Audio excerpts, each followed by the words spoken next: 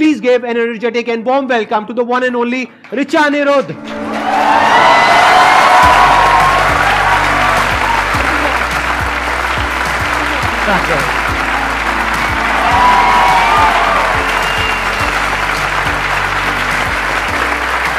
Please, बैठिए। हाँ।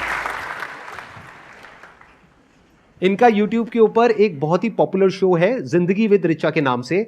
और आपको एक बहुत इंटरेस्टिंग बात बताता हूं, आज से आई थिंक 12-13 साल पहले मैं आया था आपके शो में। 2009 में मैं इनके शो में गया था। जिंदगी लाइव के नाम से इनका एक शो था।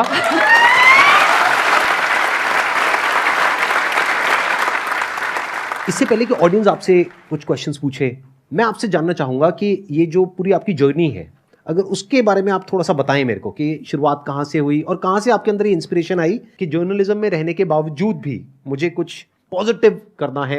2002 आई जॉइंड जी। 2005 फिर मैं यहाँ आई, एक चैनल 7 शुरू हुआ था, चैनल 7 जागरण वालों का था, जो कि 2006 में IBN 7 बना, जिसमें फिर आप आए। 2007 में जिंदगी लाइव आ गया मेरी जिंदगी में, और जिंदगी लाइव नहीं आता तो शायद मैं जर्नलिज्म छोड़ के भाग जाती, क्योंकि 2006 तक आते आते मैं फ्रस्ट्रेट भी होने लगी थी कि हम क्यों, उसके पीछे क्या रीजन है? थोड़ा बताइए ना, मतलब मजा आएगा। ये थोड़ा अंदर की बातें लोगों को पता होनी चाहिए। ये कह रही है जर्नलिज्म से थोड़ी फ्रस्ट्रेट हो गई थी, तो मेरे अंदर क्यूरियोसिटी आ रही है कि ऐसा क्या था जर्नलिज्म में जिसकी वजह से फ्रस्ट्रेट हो गए। हाँ, बाहर बहुत सारे मेरे एक्स बॉसेस, दोस्त सब है। नाम मत लीजिए किसी का भी। नाम नहीं बताइए। मैं शायद उस पीढ़ी को बिलोंग करती हूँ जिसने 2002 में जब न्यूज पढ़नी शुरू की, तो we were not exactly like Doordarshan, थोड़े से इवॉल्व हो गए थे, लेकिन मतलब एकदम स्ट्रेट फेस न्यूज नहीं पढ़ते थे, एक्सप्रेशन के साथ पढ़ते थे, आज ये हुआ, भारत जीत गया ये। लेकिन जितना आजकल चिल्ला रहे हैं वो पिच हमारी कभी नहीं थी। अब तो ऐसा लगता है जैसे मोन्टाज खत्म होता है, एज आई सेड, सब मेरे दोस्त हैं, बट ऐसा लगता है वो कह रहे हैं नमस्कार मैं हूं ये, और अब मैं आपको गोली मार दूंगा।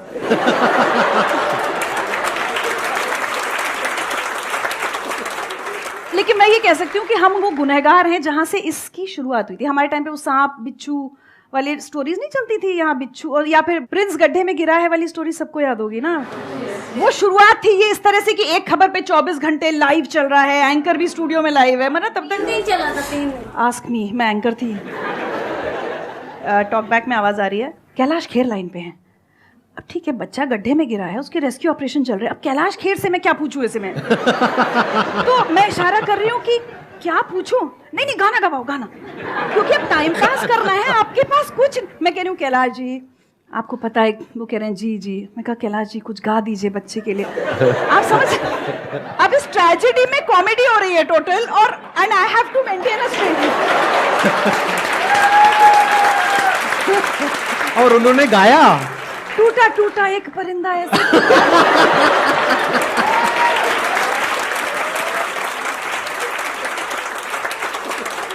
ये वो फेज था जब ये, ठीक है, आज जो गिरे हैं इसकी शुरुआत हमारे टाइम हो गई थी। आज गिरे हैं मतलब थोड़ा एक्सप्लेन करना चाहेंगे? Can you please elaborate? आप तो कितना चिल्ला रहे हैं। सो 2014 मुझे एक चैनल ने वापस बुलाया न्यूज पढ़ने, तो मुझे लगा भी कि क्या मैं अभी रेलेवेंट हूँ न्यूज की इंडस्ट्री में। तो उन्होंने कहा नहीं आप न्यूज पढ़िए, आपने इतने साल पढ़ी है। तो हम गए वापस।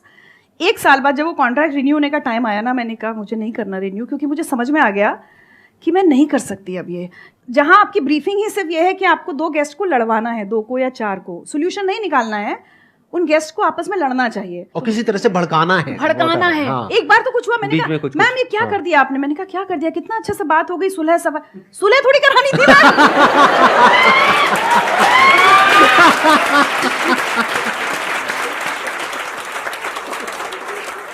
एंड फिर मैंने 2015 was like the end of reading news, but उस बीच 2007 से 2014 तक जिंदगी लाइव आ गया, तो कम से कम मैं टिकी रही वहां पर जहां मैं थी। और वहां पे आई एम नॉट श्योर आप में से कितने लोगों ने देखा है, कितनों ने नहीं देखा है, बड़ा ही कमाल का इनका वो शो था जिंदगी लाइव, जहां पर मैं गया था। वहां की जो एनर्जी थी, जो ऑरा था, जो वाइब्स थी वहां की, उसकी शो की, सेट की, दैट वाज अमेजिंग। जिंदगी लाइव जब बंद हो गया और मैं कहीं जाती थी ना, लोगों को शायद मेरा नाम याद ना हो, बट लोगों को जिंदगी लाइव याद रहता था।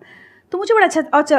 और एक और फनी चीज़ बताऊँ, कहीं जाऊँ, एक बार एयरपोर्ट पे हुआ कुछ, मेरे सामान का कुछ हुआ, तो वो CISF वाले का है, मेरी तरफ देख के कहते हैं मैडम आप तो वही हो ना जो बहुत रुलाती है टीवी पे। अब ना ये मुझे बहुत फ्रीक्वेंटली सुनने को मिलता है। अब आप मुझे बताइए, इसमें मैं इसको एज कॉम्प्लीमेंट लूँ कि जी सर थैंक यू? नहीं, तो मैं कई बार लोगों को सॉरी बोल देती हूँ कि जी मैं वही हूँ, आई एम सॉरी, क्योंकि आप मतलब पीपल थिंक वो मुझे कॉम्प्लीमेंट करके मैम आपने बहुत रुलाया है। हाँ। मेरे लिए धर्म संकट है कि मैं इसको अच्छे से लूँ या बुरे में लूँ कि बहुत रुलाया है मैंने लोगों को।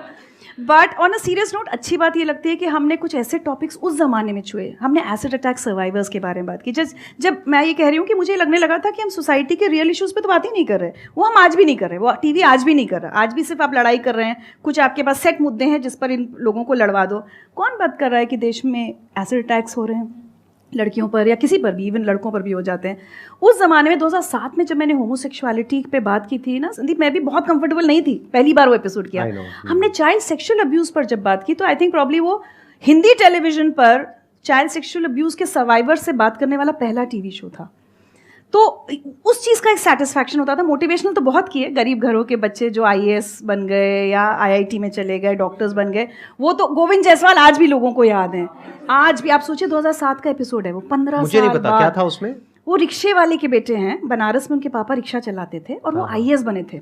अच्छा। उस साल एक में तो गोविंद जायसवाल आए थे, फिर एक में कुलदीप चहल, इंद्रजीत महाता, वो सब IPS ऑफिसर्स हैं इस समय, कहीं कहीं SSPs हैं, और कोई बिल्कुल बहुत गरीब मजदूर का बेटा था। तो क्या होता है, मुझे आज तक लोग ये कहते हैं, अब तो मुझे ब्यूरोक्रेट्स मिलते हैं जो ये कहते हैं कि जब हम पढ़ रहे थे और हमें जब हम डिमोटिवेटेड हो जाते थे तो हम ये देखते थे अरे जिंदगी लाइफ में अगर ये लड़का कर सकता है तो हम भी कर सकते हैं। तो एक वो मोटिवेशनल पार्ट भी किया और एक social awareness about acid attack, child sexual abuse, homosexuality, ये सब भी हमने बहुत काम किया। काफ़ी ऐसे शोज होते थे जहाँ पे आपकी आंखों से आंसू गिरते थे, आप रोते थे, तो क्या वो एक्चुअल था? हाँ, बिल्कुल बिल्कुल बिल्कुल। नहीं, हमें ग्लिसरीन नहीं मिलती थी। मैं मतलब सीरियसली पूछ रहा हूँ, ऑन अ सीरियस नोट, मतलब वो क्या होता था? मतलब आप इन्वॉल्व हो जाते थे मतलब उस कॉन्वर्सेशन में या उनकी स्टोरी में? हाँ, मतलब मुझे ऐसा लगता है एज एन इंटरव्यूअर आप तभी इंटरव्यू कर सकते हो जब आप ये महसूस कर पाओ। इनफैक्ट कई बार ये मेरे लिए ना ट्रॉमेटिक भी हुआ है कि अच्छा। मैं कई बार उन गेस्ट को बहुत बहुत दिन भूल नहीं पाती थी। बहुत सारे गेस्ट के साथ हम लोग लगातार टच में भी रहते थे। तो बस वही, अगर कोई मेरे सामने कोई मदर बैठी है तो मैं ये सोच अपने आप को एज अ मदर कि भाई मेरी भी एक बेटी है, ये हो सकता है। तो मुझे ऐसा लगता है कि हम बहुत डिटैच होकर ना कभी जर्नलिज्म कर नहीं सकते। बट मैंने इसका उल्टा देखा है, प्लीज करेक्ट मी, मैंने ये देखा है कि मतलब बड़े कोल्ड होते हैं कि मतलब कोई किसी के साथ में कुछ हो रहा है उनको फर्क ही नहीं पड़ रहा, उनको अपनी न्यूज से पड़ी है। ऐसा हमने मूवीज में भी देखा है, जिस तरह से दिखाते हैं, और एक्चुअल में रिपोर्टिंग में भी हमने देखा है। मेरे साथ तो आपके साथ ऐसा नहीं होता था? नहीं, इनफैक्ट जब न्यूज भी पढ़ती थी तब भी नहीं होता था। शायद इसीलिए कहते हैं ना, यूनिवर्स में आप जो एनर्जी दो वही आप अट्रैक्ट करते हो। मैं एज अ जब एंकर थी ना तो मुझे कई बार कह दिया जाता था, अरे एंकर हो, बिल्कुल फ्लैट होके पढ़ जाओ खबर। जब आरुषि मर्डर केस हुआ था या निठारी कांड हुआ था, उस जमाने में मतलब मैं कई बार कैमरा से मुझे हटाना पड़ता था कि भाई कुछ विजुअल्स लगा दो, रिचा को हटाओ, क्योंकि रिचा के आंसू टप टप टप बह रहे होते थे। तो मैं कहती थी कि भाई जर्नलिज्म तो one part of my life है ना, मैं अपनी इंसानियत कैसे भूल जाऊँ? मेरी भी एक छोटी बेटी है, मैं ये देख रही हूँ क्या हो रहा है।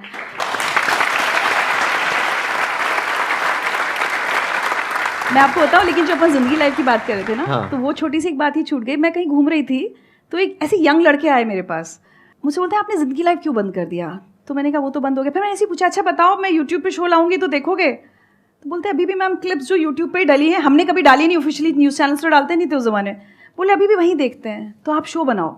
So some random strangers on the road actually motivated me to start जिंदगी with This was in which year?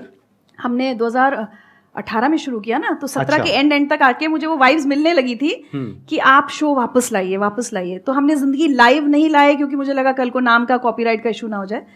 और आप बिलीव करेंगे, जो टीम IBN 7 में मेरे साथ काम करती थी, मैंने सबसे कहा भाई अब लोग कह रहे हैं ला सकते हैं कि रिस्क ली जाए, पैसे वैसे नहीं है। मेरे सब कॉलीग्स ने कहा पैसों की चिंता नहीं करो, हम सब कहीं कहीं नौकरियां कर रहे हैं, ठीक है, लेकिन उससे वो सेटिस्फैक्शन नहीं मिल रहा। आपका शो बनाओगे, हमें वो वाला सेटिस्फैक्शन मिलेगा कि अच्छा काम करने वाला। पहला सीजन मेरी किसी टीम मेंबर ने मुझसे पैसे नहीं लिए, किसी ने नहीं, एडिटर, कैमरा पर्सन, किसी ने नहीं। क्या बात है, हमने पहला सीजन फ्री में ऐसे ही बनाया। ये दिखाता है कि आप सिर्फ अच्छे इंसान दिखते नहीं हैं कैमरे के सामने, आप एक्चुअल में भी अच्छे इंसान हैं, तभी इतने सारे लोग आपके साथ आकर के खड़े हुए। नहीं तो आज के जमाने में कोई किसी के लिए नहीं खड़ा होता है। नहीं, मैं हमेशा बोलती हूँ लोगों ने पैसे कमाए होंगे, मैंने रिश्ते कमाए, ये तो है। क्या बात है, क्या बात है। Hello ma'am. Hello sir. Hello ma'am, पहले तो आप बहुत सुंदर लग रहे हो और आपको देख के एक एनर्जी फील हो रही है सच में, और वुमेन्स के लिए आप एक इंस्पिरेशन लग रहे हो। Thank you so much. और मैम मैं आपसे एक क्वेश्चन पूछना चाहती हूँ कि इस एज में भी खुद को एनर्जेटिक रखने के लिए और मोटिवेटेड रखने के लिए मतलब आप क्या करते हो? 2-3 चीज़ें हैं। मेरा एक तो ना, मेरी सबसे बड़ा टॉनिक मेरा काम है। इनफैक्ट मैं आज ही अपनी टीम को बोल रही थी कि अब क्या हुआ, कल मैं गुजरात में थी, मतलब परसों मैं रन वाली साइड, गुजरात में भी बिल्कुल भुज अंजार साइड, वहाँ शूट कर रही थी अपने शो के लिए। नहीं, एक डॉक्यूमेंट्री के लिए। अच्छा। कल रात 10:30 बजे मैं घर पहुंची हूँ, 10:30-11, क्योंकि फ्लाइट लेट हो गई। आज सुबह मैं यहाँ आ गई, परसों मैं अयोध्या और उसके बाद वाराणसी में लगातार ट्रैवल कर रही होंगी, मतलब अगले 15 दिन आई एम ट्रैवलिंग। तो मैं यही बोल रही थी कि चलो कोविड का वर्क फ्रॉम होम अब खत्म हुआ, अब ट्रैवलिंग शुरू हो गई, तो काम जब करती हूँ ना तो एनर्जी रहती है मेरे अंदर, मुझे ऐसा लगता है। दूसरा एक चीज़ मैं सोच के भी आई थी कि ज़रूर बोलूँगी आप सब यंगस्टर्स को, आप में से कितने लोग हैं जो कोई भी अपना मतलब प्रोफेशन के साथ कोई एक पैशन परस्यू कर रहे हैं, चाहे पेंटिंग करते हो, चाहे गाते हो, चाहे डांस करते हो। मेरे लिए म्यूज़िक एक बहुत बड़ा टॉनिक है। तो हमारे यहाँ मजाक होता है कि बारिश हो रही है तो इन्हें गाने सुनने, ये दुखी है तो इन्हें गाने सुनने, ये सुखी खुश हैं तो इन्हें गाने सुनने। कोई भी एक चीज़ आपकी लाइफ में अगर अपना पैशन है ना, कुछ अगर बचपन में कुछ करते थे उसको छोड़ना नहीं चाहिए। तो वो मुझे लगता है म्यूज़िक मुझे बहुत एनर्जी देता है। Whenever I am low I try and listen to music. किस तरह के गाने सुनते हैं आप? सब तरह के, डिपेंडिंग ऑन माई मूड। बारिश अभी तो 2 दिन से तो वो प्लेलिस्ट ही हमारी जब बारिश आ रही तो खैर मैं थी नहीं, कल रात से वो शुरू हो गया। मुझे मेरा पर्सनल फेवरेट एक नीरज आर्या का पंचरंग, पता नहीं कितने लोगों ने सुना है, मत कर माया को आएंगे। मुझे स्पिरिचुअल सूफी ये सब ज़्यादा अच्छा लगता है। एक और चीज़ जो आज की जनरेशन के इसके लिए मुझे थोड़ा दुख होता है कि जो मिस आउट कर रहे हैं आप लोग, क्लासिकल म्यूजिक मुझे नहीं लगता, हिंदुस्तानी क्लासिकल बहुत लोग सुनते हैं, वो मुझे मैं सुनता हूँ, मैं काफ़ी सुनता हूँ। Thank you. तो मैंने अपनी बेटी को इनफैक्ट बहुत बचपन से इसलिए शास्त्रीय संगीत सिखाया था कि मुझे लगता है इस जनरेशन में नहीं तो खत्म हो जाएगा हमारा। तो आप गाते भी हैं? मैं नहीं, मेरी बेटी गाती है, she is a classical vocalist, उसने शुभा मुदगल जी से भी सीखा है। तो कुछ एक चीज़ मुझे लगता है कि संगीत, और जो संगीत हम आजकल सुन रहे हैं वो नहीं, एक्चुअली कभी कोशिश कीजिए, चाहे अपने आप को सिर्फ एक दवाई की तरह ना फोर्स कीजिए। पंडित रविशंकर का सितार, बिस्मिल्लाह खां साहब की शहनाई, कोई हरी जी की बांसुरी, इतना यूट्यूब देखते हो ना दिन भर, डिसाइड कर लो सोने से पहले। मैं आपको सही बता रही हूँ, मैं उन रैपर्स के नाम नहीं लूँगी या कुछ भी नहीं, मैं किसी को क्रिटिसाइज़ नहीं कर रही, बट आप उनको भी सुनो, बट मैं कहती हूँ उसमें इतना सा अपना भी डाल लो यार, खत्म हो जाएगा नहीं तो अपना संगीत, सुनने वाले नहीं होंगे अगर, है ना। तो सोने से पहले 5 मिनट, ये भी एक मेडिटेशन है। आप हरी जी की बांसुरी कभी सुन के देखो ना, 5 मिनट में नींद आ जाए ना आपको, मेरी गारंटी। लेकिन हमने उस संगीत को कभी वैल्यू नहीं दी, जिसके लिए विदेशी पागल हो रहे हैं। विदेशों में कॉन्सर्ट देखो हमारे क्लासिकल म्यूजिशियंस के, हमने छोड़ दिया उसको। लाइफ में कुछ अपने एंकर्स हमेशा फिक्स रखने चाहिए। काम की भागदौड़ में फैमिली इज इम्पॉर्टेंट, कोई आपके कनेक्शंस, कोई आपके फ्रेंड्स, इतना मत दुनिया के उसमें, बिल्कुल सोशल मीडिया हमने इतना ज़्यादा कर दिया कि हर समय हम फ़ोन पर हैं, we are not even talking to the person sitting next to us. वो कुछ चीज़ें हैं। मेरे लिए I am a early riser, जो कि अगेन आप लोगों की जनरेशन के लिए तो शायद 10 बजे अर्ली मॉर्निंग होता होगा, मैं सुबह 5 बजे उठती हूँ।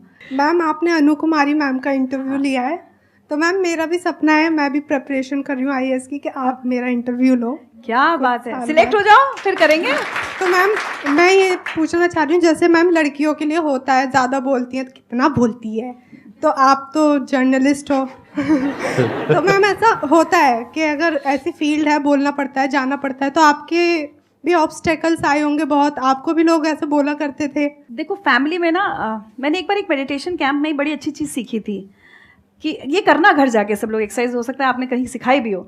एक डॉट बनाइए जो आप हैं, उसके बाद सर्कल्स बनाते जाइए बाहर, तो इमीडिएट आपके बाद वाले सर्कल में फैमिली कौन, ठीक है, तो वो अगर मेरी मदर या मेरी नियर एंड डियर वंस हैं, उन सबको तो पता है, बहुत बोलती है, कोई बात नहीं, they all fine with it. उसके बाद रिश्तेदार क्या बोलते हैं, उनकी ना एक लेवल के बाद चिंता करनी बंद करनी पड़ेगी। मैं बहुत छोटी थी तब से थोड़ी क्रांतिकारी रही हूँ, तो हम तो बहुत करते थे सब, मतलब हमारी बुआ लोग कहती थी दादा की नाक कटा देगी लड़की क्योंकि मैं ना किसी बात पे भी कहती थी लड़का ऐसे करेगा तो मैं ऐसे कर दूंगी। जब बच्चे थे, मतलब 9-10th में रहे होंगे, एक बार मैंने अपने पापा से कहा कि अगर आपने ऐसे किया ना कि लड़के वाले आ रहे हैं, जाओ बेटा चाय लेके आओ, तो मैं उनके ऊपर चाय गिरा दूंगी फिर मैंने एक बार अपने फादर से कहा अगर आपने दहेज दिया मेरी शादी में तो मैं शादी नहीं करूंगी। तो I was considered a rebel since childhood. तो सबसे ज़्यादा टेंशन मेरी बुआओं को रहता था कि ये हमारे भाई की नाक कटाएगी एक दिन सोसाइटी में बड़े होके। थैंकफुली वो नहीं हुआ। तो ज़्यादा चिंता कर, सबसे बड़ा रोग क्या कहेंगे लोग, तो मैंने बहुत ज़्यादा चिंता ना कभी सीरियसली की नहीं लोगों की कि कोई क्या कह रहा है। I have to live my life my way. मैं जो बोल रही हूँ जिसको सुनना अच्छा लग रहा है सुन ले, नहीं सुन। मैं तो कई बार ट्विटर पे लिख देती हूँ लोगों को, भाई नहीं पसंद आ रहा तो अनफॉलो करो मुझे। मैं कहने तो आई नहीं थी कि फॉलो करो ना, मैं फॉलोअर्स के चक्कर में पड़ती हूँ। सो ज़्यादा चिंता कभी नहीं करनी चाहिए। ये तय है कि आप जितना आगे बढ़ेंगी आपको खींचने वाले रहेंगे। जब आप अपनी मंजिल पे पहुंच जाएंगी तब बहुत सारे ऐसे रिश्तेदार आ जाएंगे जिनको आपने जिंदगी में देखा भी नहीं था। Success is relative, more the success. ये कोट ना मुझे बहुत पसंद है, success is relative, more the success more the relatives. और जब तक आप अपनी मंजिल पे पहुंच नहीं जाएंगे, वही रिश्तेदार आपकी टांग खींचने भी आएंगे। तो आपको डिसाइड करना है। मैंने तो क्या क्या नहीं सुना, मतलब मैं तो अब यहाँ कहना भी नहीं चाहती, मेरे बारे में कितना बुरा बुरा नहीं बोला है, बट वही, आप किसको फैमिली मानते हो? So if your nearest and dearest family and your closest friends are convinced with what you are doing in life, उसके बियॉन्ड आपको चिंता करने की जरूरत नहीं है। आपकी लाइफ की क्या मिस्टेक है, एज ए मतलब कुछ रिकमेंड करें कि मतलब हम ना करें वो मिस्टेक? शादी? नहीं मैम, कुछ मिस्टेक होती है ना, मतलब कॉमन मिस्टेक जो लगता है हम कर सकते हैं, वो मैम बता दीजिए कि क्या। बट मैं सही बताऊं, मिस्टेक्स करनी चाहिए। मुझे लगता है हम अपनी शादी गलतियों- करनी चाहिए। कोई मिस्टेक ऐसी होती है जिसके करने के बाद कुछ खत्म ही हो जाता है, कुछ बचता तो ही फिर नहीं। तो शादी ही मत करना। मैं ना घर में जब झगड़ा हो जाता है ना, अपने पूरा स्टाफ जो जिन लड़कियों की शादी नहीं हुई, मेरा गुस्सा खान, शादी मत करना तुम लोग, कोई किसी को सबको समझ में आ जाता है कि आज मूड खराब है। हाँ वैसे नहीं जरूरत है तो नहीं कर, वो तो भी चलेगा।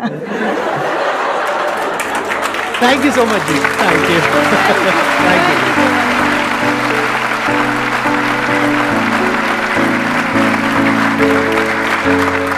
यू।